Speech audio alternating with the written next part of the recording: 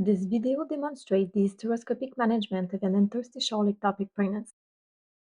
The objectives are to help identify a proximal interstitial ectopic pregnancy on ultrasound and at laparoscopy, and to demonstrate an hysteroscopic surgical approach. Our patient was a healthy 38 years old, G3P0 with a recent miscarriage managed by DNC. Post-procedure ultrasound showed retained products of conception. An attempt of misoprostol was unsuccessful, requiring a second DNC. At the time of referral 2 months later, she had ongoing spotting and a beta HCG of 37. The ultrasound revealed a normal-sized introverted uterus and a thin endometrial lining. A vascular area measuring 2 cm was identified in the left fundal area. It appeared to be bulging from the interstitial portion of the fallopian tube, with only minimal residual myometrial thickness. With sonohysterogram, the location was confirmed to be in the left interstitium. It, however, seemed to be communicating with the uterine cavity, indicating more of a proximal implantation.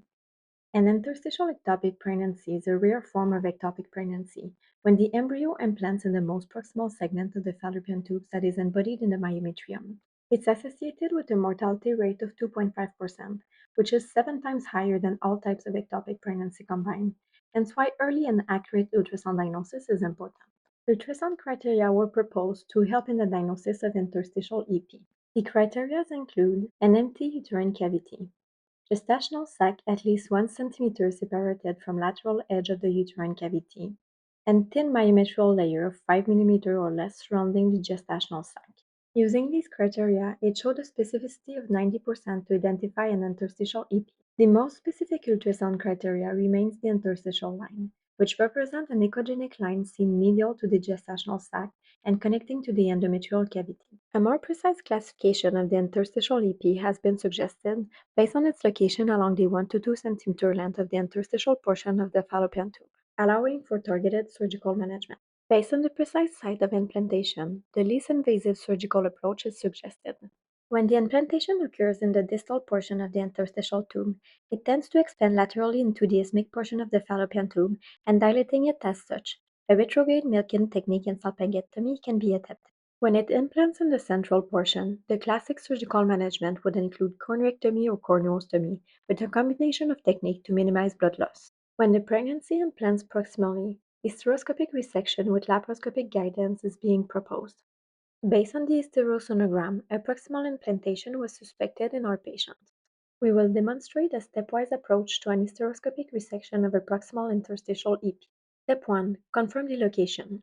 At laparoscopy, it's important to distinguish a proximal interstitial EP from an intrauterine pregnancy at the uterotubal junction, as the latter would represent a viable pregnancy and expectant management could be offered. When examining at laparoscopy, an interstitial pregnancy usually shows lateral distension of the uterus and displacement of the round ligament upward and medially, whereas an intrauterine pregnancy at the cornua would induce a lateral enlargement of the uterine cornua, displacing the round ligament upward and outward.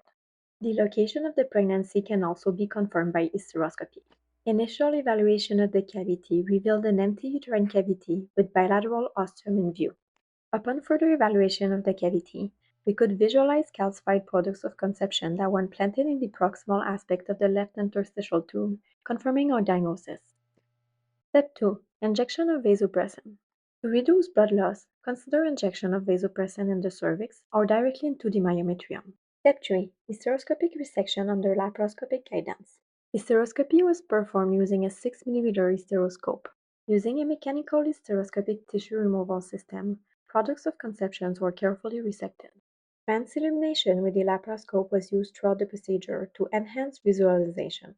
The laparoscopic light source was directed into the uterine wall, allowing real-time assessment of residual myometrial thickness. This technique was repeated at various points to ensure adequate myometrial layer.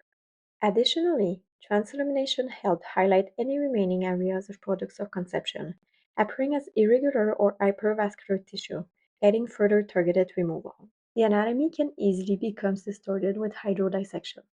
To assist in identifying key anatomical landmarks, the laparoscopic assistant gently probed the fallopian tube at various levels using atraumatic graspers. This allowed for clear delineation of the uterine cavity, isthmic portion, and interstitial segment of the fallopian tube. By correlating laparoscopic and hysteroscopic views, we were able to accurately determine which portion of the fallopian tubes was being visualized during hysteroscopy. Final inspection of the uterine cavity showed an empty left cornua with no residual products of conception. Step 4. Tubal dye test. Tubal patency was confirmed by visualization of bilateral spillage. Following tubal dye test, outputching of the resection area allowed for delineation of the prior implantation site. It confirmed our suspicion of proximal interstitial EP and illustrates well the upward and medial displacement of the round ligament. At 8 weeks post-op, our patient had resolution of menses and negative beta-HCG. The hysterosonogram showed a normal uterus with thin endometrium. Good myometrial thickness was visualized throughout, without any evidence of outputching at the left uterine cornua. In conclusion, accurate and precise diagnosis of proximal interstitial pregnancy is essential, and once confirmed, it can be treated with hysteroscopy, avoiding a more invasive surgical approach.